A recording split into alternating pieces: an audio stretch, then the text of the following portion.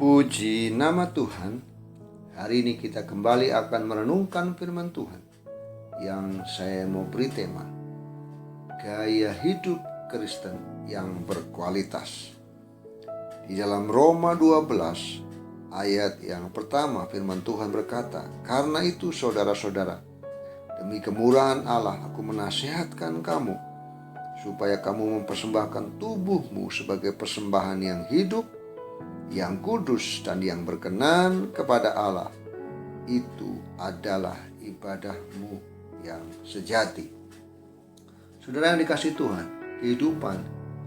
kesulitan hidup pasti akan datang tanpa permisi dalam hidup kita. Tetapi sebelum kesulitan hidup membuat banyak perbedaan di hidup kita, mari mencegahnya dengan gaya hidup yang berkualitas.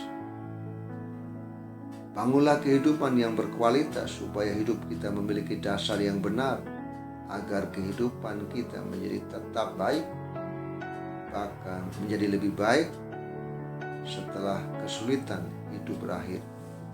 Ingat bahwa ibadah yang sejati adalah merupakan kehidupan yang berkualitas dan mempermuliakan nama Tuhan. Hari ini kita melihat hal-hal apa yang menjadi gaya hidup yang berkualitas. Yang pertama, jangan keraskan hati. Firman Tuhan mengatakan, "Dan ampunilah kami akan kesalahan kami, seperti kami juga mengampuni orang yang bersalah kepada kami." Selalu jaga hati yang lembut dan siap untuk mengampuni orang lain. Yesus mengajarkan kita untuk berdoa dan mengampuni kesalahan orang lain. Sebenarnya jika kita mengeraskan hati dan menolak mengampuni orang lain, maka kita juga akan menanggung resiko dosa kita sendiri dan tidak menikmati pengampunan dari Tuhan. Yang kedua adalah perhatikan bahasa kita atau cara kita berbicara. Siapakah di antara kamu yang bijak dan berbudi? Baiklah ia dengan cara hidup yang baik menyatakan perbuatannya oleh hikmat yang lahir dari kelemah lembutan. Yakobus 3 ayat yang ke-13. Kita bukan hanya harus menjaga kata-kata yang akan kita ucapkan, tetapi juga gaya bicara dan intonasi kita. Ungkapan yang sinis, kata-kata yang kasar, dan nada suara yang tinggi tidak akan disukai oleh kebanyakan orang.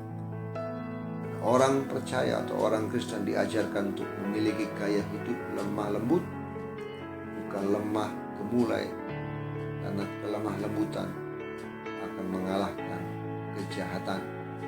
Hal yang ketiga adalah jangan ingat masa lalu. Filipi 3 ayat 13, "Aku melupakan apa yang telah di belakangku dan mengarahkan diri kepada apa yang di hadapanku." Hadapilah masa yang sedang dihadapi saat ini sambil kita menatap masa depan, tetapi jangan membawa kotoran-kotoran di masa lalu. Jika Tuhan melupakan masa lalu kita yang buruk, maka kita pun perlu belajar untuk melupakan masa lalu kita dan mengarahkan diri kita kepada apa yang di hadapan kita. Dan yang keempat, jangan pernah menghakimi. Saudara-saudaraku yang kekasih, janganlah kamu sendiri menuntut pembalasan, tapi berilah tempat kepada murka Allah. Sebab ada tertulis, "Pembalasan itu adalah hakku. Akulah yang akan menuntut pembalasan." Firman Tuhan Roma 12 ayat 19. Penghakiman yang kita berikan kepada orang lain bukan saja membuat mereka terluka, tetapi juga membuat kita dituntut oleh Tuhan karena mengambil hak daripada Tuhan.